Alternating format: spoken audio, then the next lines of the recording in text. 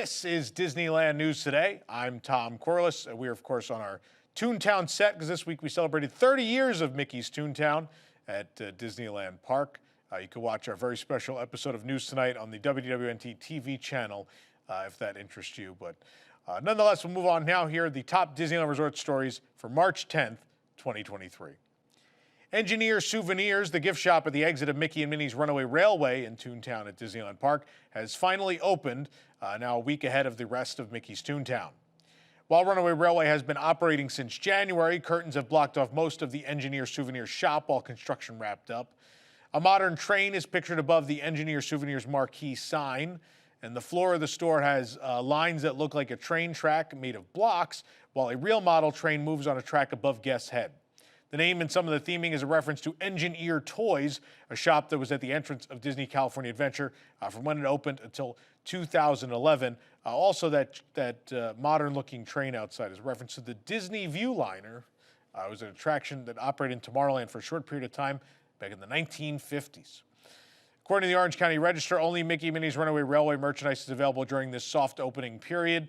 It includes apparel, ear headbands, coffee mugs, ornaments, magnets, and a red Roadster remote-controlled version of Mickey and Minnie's car. Other Toontown merchandise will be available in Engineer Souvenirs beginning March 19th when Toontown fully reopens. I hope that means we're getting a whole new line of just Toontown merchandise in general. That would be fantastic. And as we near that grand reopening at Disneyland, the figures of Mickey and Minnie Mouse have been installed on top of the CenTOONial Park fountain. Imagineering shared an image of the figures and their installation, which took place a few days ago on their Instagram account.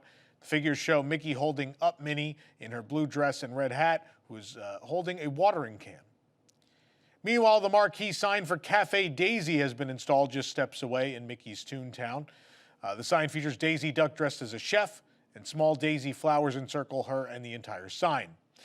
This restaurant will open on the 19th of March. We, of course, have the full menu and pricing available on our site. We talked about it on last week's show as well. I'm very excited to be there on the 19th and try all this new food, and very excited for the weird picnic.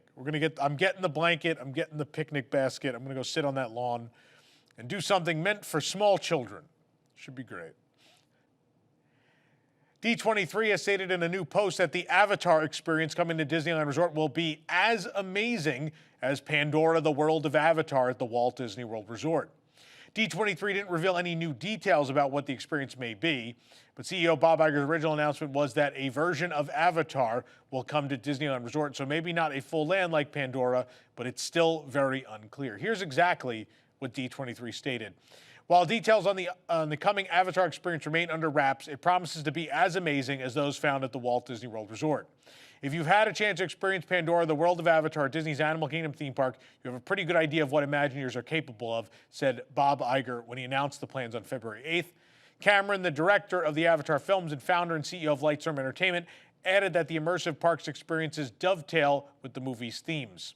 The films are all about connection with the physical environment, with family. I was thrilled to talk with Bob Iger about additional opportunities for people to step into the wondrous world of Pandora.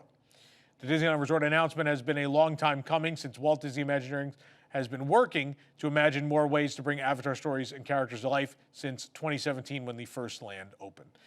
To me, sounds like something on a large scale. It doesn't sound like, I know all the Anaheim locals are everyone's just assuming it's something in the ESPN zone, but none of this seems to echo that. So I think it's, if not a full land, it's at least probably a version of Flight of Passage is my theory, but we'll wait and see what happens. This program is brought to you by our official travel agent sponsor, The Vacationeer, the engineers of your next magical vacation. Sit back and let their team of vacation planning experts craft your family's next magical Disney trip. The best part is their services are free. Visit WDWNT.travel for details. One of the original Disneyland steam engines, the EP Ripley, has returned to service along the tracks of the Disneyland Railroad following a 5-year restoration project. The engine is named after Edward Payson Ripley, one of the original founders of the Atchison and Topeka Railroad, later the Santa Fe Railroad, which was established in 1859. Walt Disney himself proudly rode aboard the EP Ripley during the 1955 opening of Disneyland. Walt Disney can be seen riding along the EP Ripley with Mickey Mouse in photos from around the opening of the park. Walt's lifelong love of trains is well documented, but what Disney fans may not know is that the EP Ripley is modeled after the steam engines that brought Walt Disney to Hollywood for a fresh start in 1923. The 440 locomotive was built for Walt Disney Studios in 1954 and went to service at Disneyland on opening day, July 17th of 55. It operates as steam locomotive number 2 along the Disneyland Railroad. The engine was taken off the track again about 5 years ago for repairs, but ultimately the decision was made to fully restore the historic engine during the pandemic, and a full restoration project began in the summer of 2021, and again, March 6, 2023, the EP Ripley returned. The restoration process required the team to replicate some of the engine's original components, including a boiler, headlamp, and bell, and since they are no longer being manufactured, that had to be done. The engine has been painted as well following its mechanical restoration and refurbishment, but guests are sure to see the steam or hear the sounds of the whistle before seeing its fresh coat of red, green, and gold. From churros to Mickey pretzels and much more, the list of iconic snacks at Disneyland is extensive for sure. And once we heard that the fan-favorite Tigger Marshmallow tail had been changed, we had no choice but to go try it out at Pooh Corner in Critter Country. The Tigger Marshmallow tail is $6.49. It's a marshmallow wand dipped in caramel and orange-flavored confectioner's coating with dark chocolate. As you can tell from the shape, it's composed of marshmallow on a candy stick. The marshmallow is dipped in caramel and, again, that orange-flavored white chocolate. The new version comes more closely to what Tigger's tail looks like. The old one, from what I remember, was just sort of a orange sugar coating, and now they've done an orange-flavored white chocolate coating, which some people said it's not as good. It certainly looks better in photos, but Tigger tail was one of my must-dos every trip, and so I'm very scared to try this next week when we go out there and see if I still like it. I hope I still like it. I hope they didn't ruin it. You can support the entire team behind this show and others by joining the WDWNT Interglobe Society at patreon.com/WDWNT. Get access to exclusive content, discounted show and event tickets, and more. A special shout out to all of our WIGS members who make this show happen every week. The San Fransokyo Gate Bridge from Big Hero 6 is now covered in even more international orange paint. Last month, we noticed that the bridge was being painted international orange. That's the iconic color of San Francisco's Golden Gate Bridge. The repainting effort has moved along so quickly that you can only see the original blue paint on the pedestrian handrails crossing the bridge.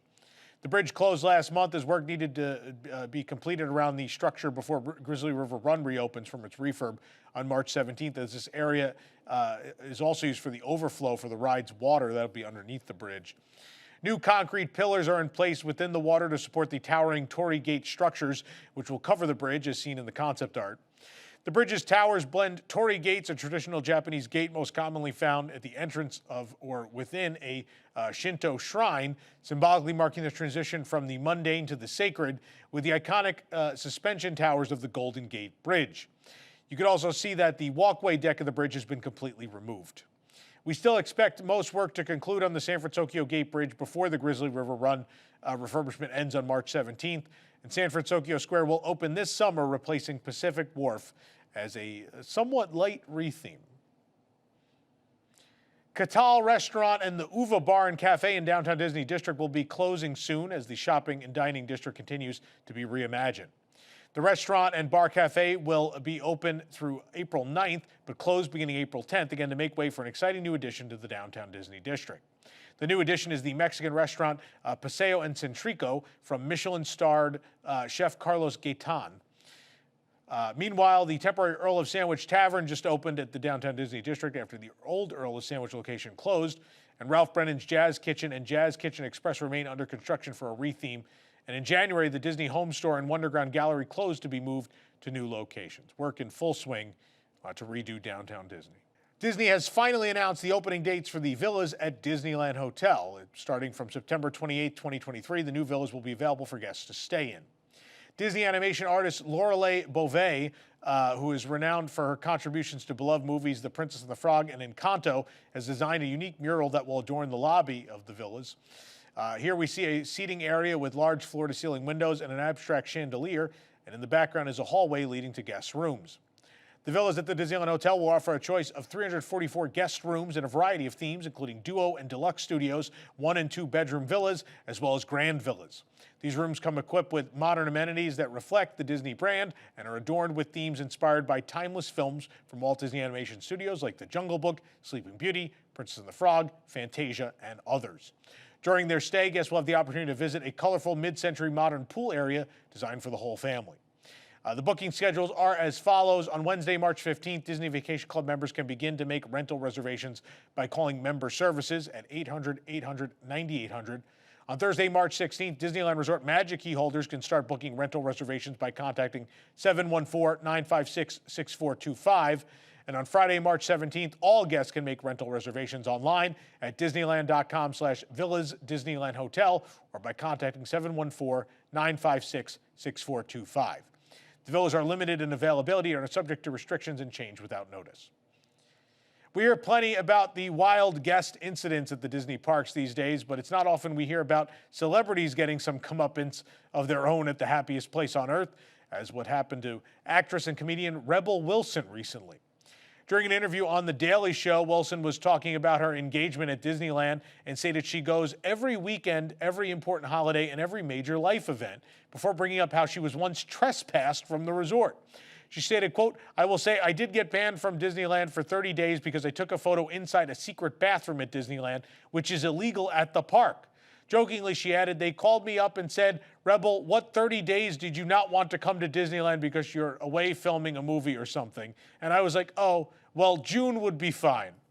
While not explicitly laid out in the Disneyland Resort rules, taking photos in bathrooms is indeed frowned upon and considered an invasion of privacy by many guests. But it does sound like maybe this was a bathroom she wasn't supposed to photograph more so. Maybe this was backstage, or it was the one at Club 33. My money's on one of those, more so than it was a guest bathroom she took a photo in. Obviously, that'd be frowned upon, but I don't feel like that would have been as big of a deal. But I could be wrong. But she did say secret bathroom, so I don't know what else would be defined as a secret bathroom. For the absolute latest Disneyland news, head on over to DisneylandNewsToday.com and follow us on your favorite social media platforms, or even on TikTok. If you enjoyed the show, be sure to like this video, subscribe to WDW News Today on YouTube for more great content, and click the bell for notifications. Also, hit select all notifications so you never miss an episode of the show. Don't forget to check out all of our coverage of the California Food and Wine Festival going on now at DCA. We have a full video review, 37 minutes of reviewing all the new items with Jason and Eric. That's here on the channel. And as well, you can read all the reviews again at DisneylandNewsToday.com. For DLNT, this is Tom Corliss saying enjoy the rest of your today and have a great, big, beautiful tomorrow.